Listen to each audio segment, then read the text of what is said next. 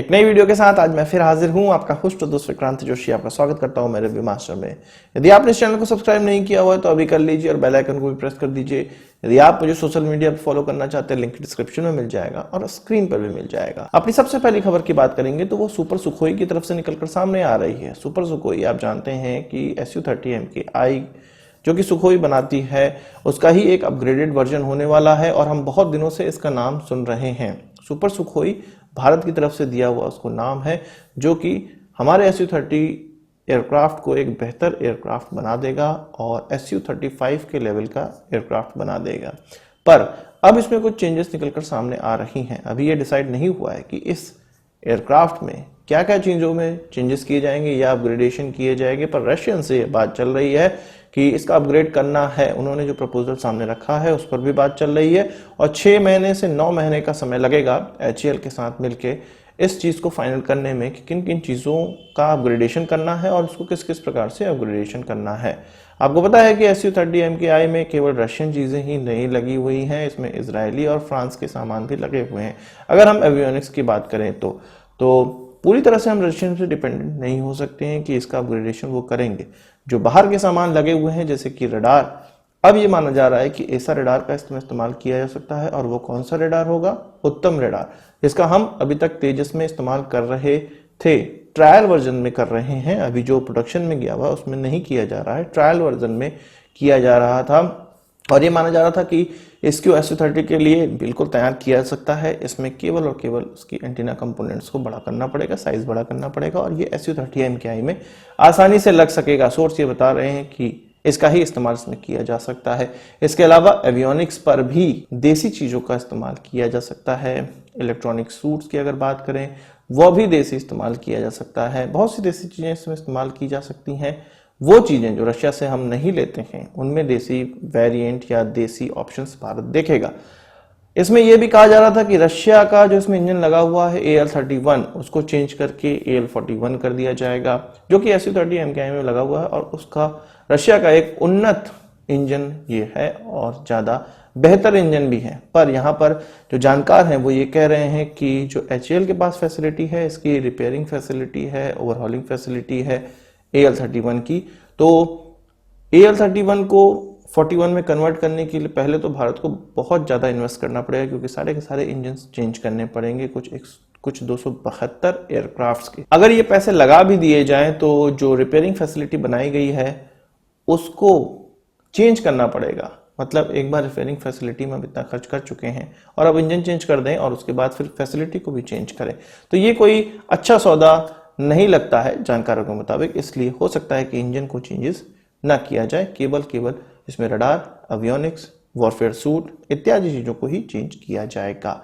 देखना यह है जब 6 से 9 महीने बाद जब इसका पूरा अपग्रेडेशन पता चलेगा कि इसमें क्या क्या चीज़ें चेंज की जा रही, तभी ये पता चल पाएगा कि इनके सोर्स क्या होने वाले हैं, किन देशों से इसको खरीदा जाएगा या देसी चीज़ों का इस्तेमाल किया जाएगा। फिर भी इंटीग्रेशन के लिए तो रशियंस की हमें आवश्यकता पड़ेगी ही, इसलिए रशियंस के साथ इस प्रकार के इंटीग्रेशन की बात चल रही है। बात करते हैं हमारे यहाँ जो राफेल आ रहे हैं और चीन की जो J-20 हैं वो किस प्रकार से इसका प्रोडक्शन कर रहा है, कितना इसको बढ़ा रहा है या उसका रिप्लाई ढूंढने का प्रयास कर रहा है। आपको पता है कि राफेल, हमारे रक्षा मंत्री ने यह कहा है कि अप्रैल 2022 तक पूरे 36 के 36 आ जाएंगे। 11-12 अभी तक आ भी चुके हैं, 36 के 36 एक साल के अंतर्गत आ भी जाएंगे। इसके जवाब में चीन पूरी तरह से तैयार अपने आप को दिखा रहा है और वो एक्सरसाइज कर रहा है जिसमें कि वो अपने H-6 का इस्तेमाल कर रहा है, बॉम्बर का इस्तेमाल कर रहा है। इसके अलावा J-20 का इस्तेमाल कर रहा है। हालांकि उनके ये J-20 एयरक्राफ्ट WS-10 से पावर्ड हैं, इंजन से पावर्ड, उनका जो स्वतः डेवलप किया हुआ इंजन है जो कि अभी कम थ्रस्ट डेवलप करता है, अंडर पावर इंजन है। इसमें WS-15 लगाने की वो बात कर रहे हैं, पर अभी ये WS-10 से ही काम चला रहे हैं। वो इंजन लगे हुए एयरक्राफ्ट, 6 एयरक्राफ्ट उनकी एक्सरसाइज में भाग ले रहे हैं। आपको जान के बड़ा आश्चर्य होगा कि चीन ने 50 एयरक्राफ्ट J-20 के बना लिए हैं।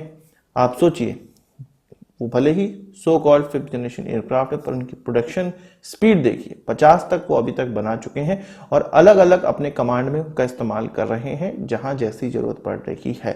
भारत के लिए लगभग 6 से 7 उन्होंने डेजिग्नेट किए हुए हैं। जानकार ये कहते हैं कि इसका जो फ्रंट एरिया है वो थोड़ा बहुत स्टिल्थ हो सकता है, पर जो पीछे का इलाका है वो स्टिल्थ नहीं है, क्योंकि इसमें जो इंजन का इस्तेमाल किया जा रहा है वो दांतेदार इंजन का नोजल नहीं है। दांतेदार इंजन का नोजल होने से वो रडार की पकड़ में कम आता है, ज्यादा स्टिल्थ एयरक्राफ्ट हो जाता है।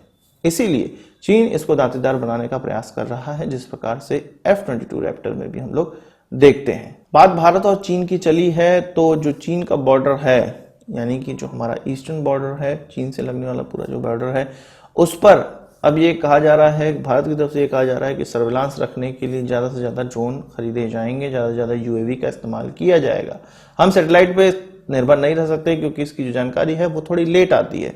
रियल टाइम जानकारी लेने के लिए सर्विलांस ड्रोन यहाँ पर होने बहुत ज़्यादा आवश्यक है। इसके लिए बहुत से कदम उठाए जा रहे हैं और आगे कुछ नए कदम भी उठाने वाली है सरकार।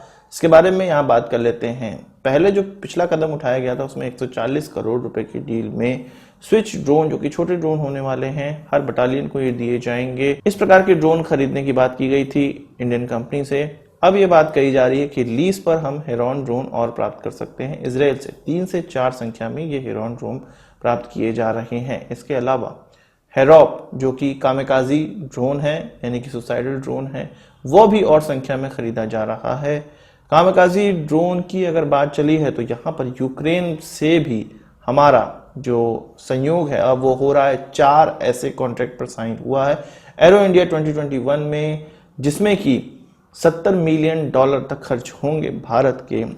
और यूक्रेन ये चाहता है कि भारत के अंदर वो जो प्रभाव है, जो अभी तक नहीं डाल पाया है रशिया के होने की वजह से, वो डालने का प्रभाव चाहता है। इसमें कामेकाजी ड्रोन भी आते हैं। अब देखना ये है कि यूक्रेन कौन से ड्रोन भारत को देता है और कौन से ड्रोन भारत में मैन्युफैक्चर करता है। पर यूक्रेन भारत की तरफ देख रहा है, मैन्युफैक्चरिंग हब की तरफ देख रहा है। उसने अपने AN-178 को भी सामने रखा है, जो कि मीडियम क्लास ट्रांसपोर्ट एयरक्राफ्ट है। हालांकि भारत ने लगभग ये डिसाइड कर लिया है कि C295 को ही भारत खरीदेगा, जो कि एयरबस के द्वारा बनाया जाता है। इसका पूरा प्रपोजल इंडियन एयरफोर्स के पास पहुंच चुका है ट्रांसपोर्ट एयरक्राफ्ट के लिए।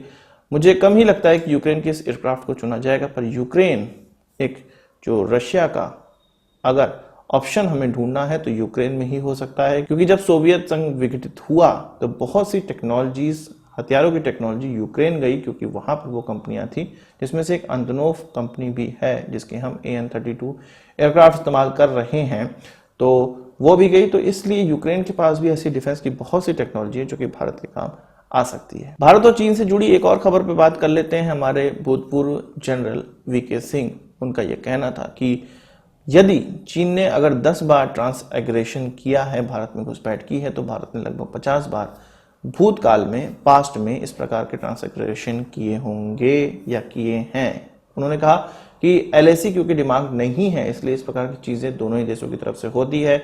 भारत की तरफ से ज्यादा होती है, इस चीज को मैं कहता हूं, मतलब वो VK सिंह कह रहे थे, जनरल VK सिंह कह रहे थे। और उनका यह कहना था कि चीन इससे पहले आता था, अपनी कैंप लगाता था, उसको स्ट्रेंथन करता था, और उसके बाद टॉक होती थी, और तब उसके बाद वो पीछे जाता था। इसके बदले में कुछ ना कुछ उनको देना पड़ता था। अब किसी भी प्रकार की नेगोशिएशन हो सकती है, पर इस बार भारत ने इस प्रकार के नेगोशिएशन से मना कर दिया है और आंख से आंख मिलाकर चीन की तरफ देख रहा है। आज की इस वीडियो के लिए बस इतना ही। आशा करता हूँ वीडियो पसंद आया होगा, आप इसको एक बड़ा थम्स अप जरूर देंगे। इस वीडियो से संबंधित सवाल सुझाव कमेंट बॉक्स में जरूर लाइएगा। यदि आपने हमारा चैनल तो सब्सक्राइब नहीं किया, उससे भी कर लीजिए, क्योंकि हम इस प्रकार की वीडियो लाते रहते हैं। नमस्कार, थैंक यू, जय हिंद।